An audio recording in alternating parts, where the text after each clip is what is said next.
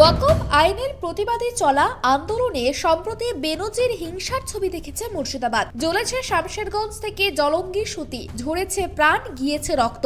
এবার সেই মুর্শিদাবাদে গিয়ে মমতা কি বার্তা দেন সেদিকে নজর ছিল গোটা রাজ্যেরই। এবার সেখান থেকে মমতার মুখে বারবারই শোনা গেল সম্প্রীতির কথা। মুর্শিদাবাদে দাঁড়িয়ে মঙ্গলবার মুখ্যমন্ত্রী বলেন, ওয়াকফ নিয়ে আমাদের এখানে কোনো প্রশ্ন নেই, এই নিয়ে আমি কিছু বলবো না। ওয়াকফ নিয়ে বলার থাকলে দিল্লিতে যান, বাংলায় আমি আছি, মাথায় রাখবেন। তিনি জানান, তার সরকার কোনো ধর্মেরই সম্পত্তি অধিগ্রহণের পক্ষে নয়।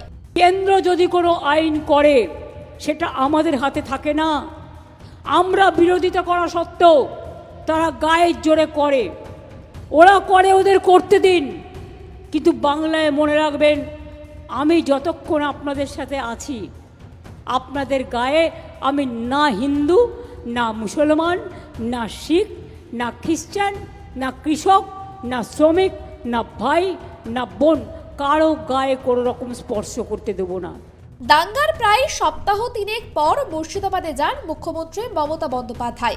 সেখানে গিয়ে সেই জেলার হিংসায় ক্ষতিগ্রস্তদের হাতে আর্থিক সাহায্য তুলে দিলেন মুখ্যমন্ত্রী। বাংলার বাড়ি প্রকল্প ক্ষতিগ্রস্তদের হাতে তুলে দিলেন ঘরের প্রতীকী চাবি। এরপরেই সরাসরি পদ্ম শিবিরকে নিশানা করেন মুখ্যমন্ত্রী। বিজেপির কথা শুনে প্ররোচিত না হওয়ার জন্য মুর্শিদাবাদবাসীকে আহ্বান জানালেন রাজ্যের প্রশাসনিক প্রধান মমতা বন্দ্যোপাধ্যায়।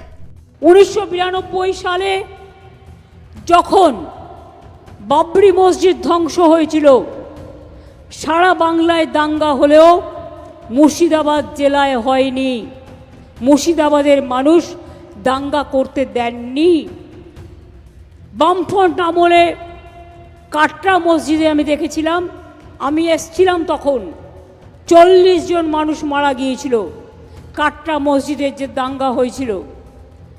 আমি আপনাদের কাছে একটা অনুরোধ করব, আপনারা তো নিশ্চয়ই চান না, আমি আপনাদের মাথার উপরে যখন আছি, নয় আপনাদের পায়ের নিচেও আছি, আপনাদের বলবো, প্লিজ দয়া করে বিজেপির কথা শুনে বা আর কোনো ধর্মীয় সংগঠনের মৌলবাদীদের কথা শুনে কোনো প্ররোচিত হবেন না, কোনো ভাগাভাগি করবেন না, মানুষে মানুষে ভাগ করবেন না। আপনারা যদি মানুষে মানুষে ভাগ করেন, তার থেকে আমাকে আমার গলাটা আমার হৃদয় থেকে বাদ দিয়ে দিন, আমি সবচেয়ে খুশি হব। আমি আমার চোখের সামনে কোনো দাঙ্গা দেখতে চাই না। মুখ্যমন্ত্রীর বার্তায় যেমন ছিল শান্তি ও সম্প্রীতির আহ্বান, তেমনই ছিল রাজনৈতিক চক্রান্তের বিরুদ্ধে কড়া হুঁশিয়ারি। মুর্শিদাবাদের মাটি থেকে মমতা বন্দ্যোপাধ্যায়ের স্পষ্ট ঘোষণা, বাংলায় ধর্মের নামে বিভাজন নয়, বরং একতা ও সহাবস্থানই হবে রাজ্যের চালিকা শক্তি।